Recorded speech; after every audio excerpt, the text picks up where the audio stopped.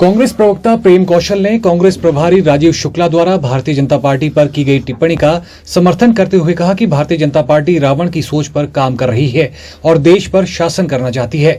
हमीरपुर में पत्रकार वार्ता करते हुए कौशल ने कहा कि बिलासपुर में सरकार के 2 वर्ष के कार्यकाल के पूरा होने को लेकर जो कार्यक्रम हुआ है उसमें प्रदेश भर से जो भीड़ एकत्रित हुई है उसने साबित कर दिया है कि भाजपा जितना मर्जी झूठ आम जनता में फैला ले, लेकिन लोगों का विश्वास कांग्रेस सरकार में पूरा है।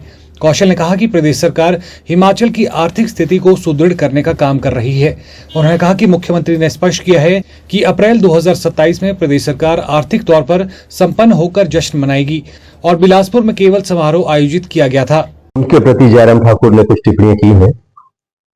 मैं जयराम ठाकुर जी से कहना चाहता हूं कि आप हिमाचल की राजनीति का एक पिटा हुआ मोहरा हो, पिटे हुए आप एक राजनेता हो जिनके नेतृत्व में भारतीय जनता पार्टी लगातार जो है वो पीछे की तरफ गई है, लगातार जो है वो विघटन की तरफ आगे बढ़ी है।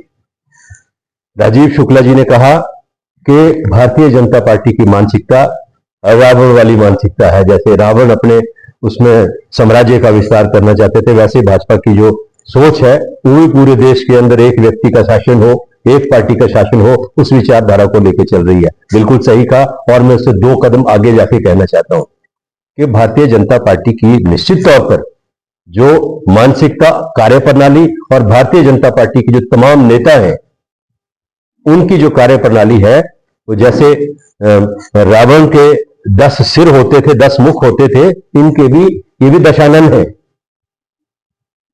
एक मुख से कुछ बोलते हैं, दूसरे मुख से कुछ बोलते हैं, तीसरे मुख से कुछ बोलते हैं। राजीव शुक्ला जी ने जो परिभाषित इनको किया है बिल्कुल सही किया है। 2 साल का शासनकाल पूरा किया है और अगले 3 साल का रोड मैप हमारी सरकार ने जो है वो इस जनसभा के माध्यम से प्रदेश की जनता के समक्ष रखा है। तो मेरा कहने का तात्पर्य यही है। अब देखिए, भारतीय जनता पार्टी के लोगों ने आरोप लगाए कि रैली के ऊपर सरकारी खजाने से इसको रैली को सरकार ने किया। ये सरकार की रैली। भारतीय जनता पार्टी जब सत्ता में थी, भारतीय जनता पार्टी ने भी प्रतिवर्ष हर साल जब 1 साल का कार्यकाल पूरा करते थे, इनकी सरकार जो थी वो इसी तरह के कार्यक्रम प्रदेश के अलग अलग कोणों में करती। आज हम कर रहे हैं तो इनको परेशानी हो रही है। और विधायक गवर्नर साहब के पास गए, कुछ बिंदुओं को लेकर उन्होंने गवर्नर को माननीय राज्यपाल को कोई कागज सौंपा, आरोप लगाए कांग्रेस सरकार के ऊपर